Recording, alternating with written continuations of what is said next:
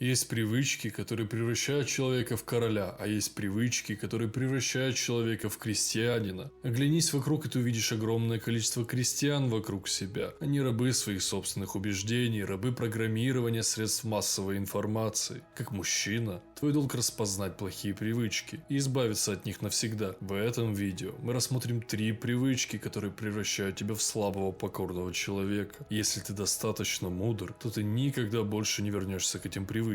Номер 1. Ненависть к себе.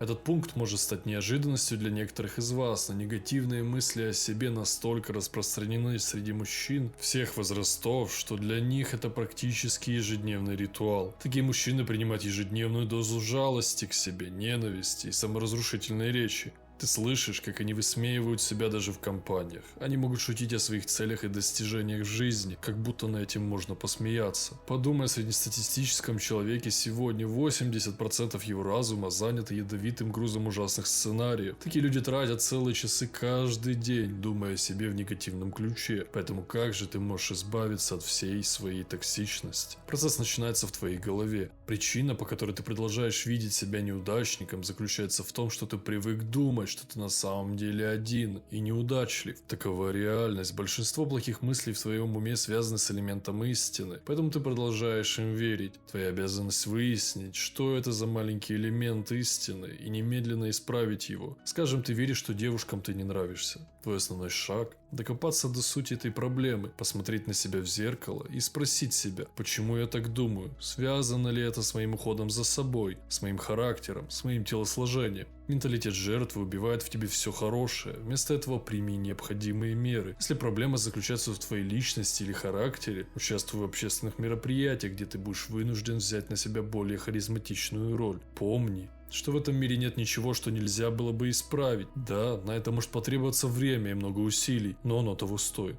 Номер 2. Ты лжешь и обманываешь себя. Я уверен, что есть много моих зрителей, которые проводят свои лучшие годы, сидя перед экраном, выставляя себя дураками и лениво борясь за жизнь. Ты можешь повесить нос и подумать, что тебе уже не стоит верить в лучшее будущее. Однако у большинства этих людей все еще есть надежда на лучшее завтра. Но эта надежда возлагается на все неправильные вещи. Эти люди ходят в клубы со своими так называемыми друзьями, обсуждают все свои проблемы и не верят в удачу больше, чем в Бога. Каждый день они покупают новые лотерейные билеты, тратят бессонные ночи на азартные игры, чтобы как-то завоевать свою финансовую свободу. Они надеются, что следующий правитель сведет все налоги к нулю, они надеются, что какой-нибудь случайный тренер найдет их и даст им шанс стать киберспортсменом. Есть только надежда, и никаких действий они не предпринимают. Они обманывают себя каждый день.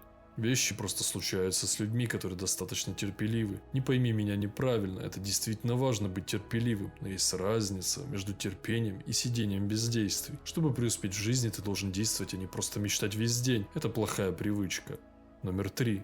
Откладываешь на потом. Эта привычка должна быть в этом видеоролике, я думаю, ты догадывался об этом. Прокрастинация – это действительно новая болезнь, которая поражает сегодня каждого человека в мире. К сожалению, это знание не спасло тебя от того, чтобы предаваться ей. Причина, по которой все, кажется, так много прокрастинируют, заключается в том, что они не понимают, насколько это важно. Если ты изучишь жизнь миллионеров, ты обнаружишь, что у большинства из них есть установленный жесткий рабочий распорядок, который они устанавливают сами. С другой стороны, у обычного человека нет рутины, он просто расслабляется в течение дня и делает себе ненужные перерывы в награду за то, чего он даже не делал. Эти так называемые короткие перерывы превращаются в дни, в месяцы и годы. И прежде чем он это осознает, может пройти уже полжизни. Спроси себя, провел ли ты последний месяц, делая все, что так обещал себе. Где бы ты был прямо сейчас, как будут выглядеть твои отношения, как будет выглядеть твой банковский счет, каким будет твое здоровье и как ты будешь чувствовать себя сейчас. Вместо того, чтобы сожалеть о прошлом и говорить себе, что все потеряно, просто прими этот урок, оставь прошлое и начинай жить с сегодняшнего дня.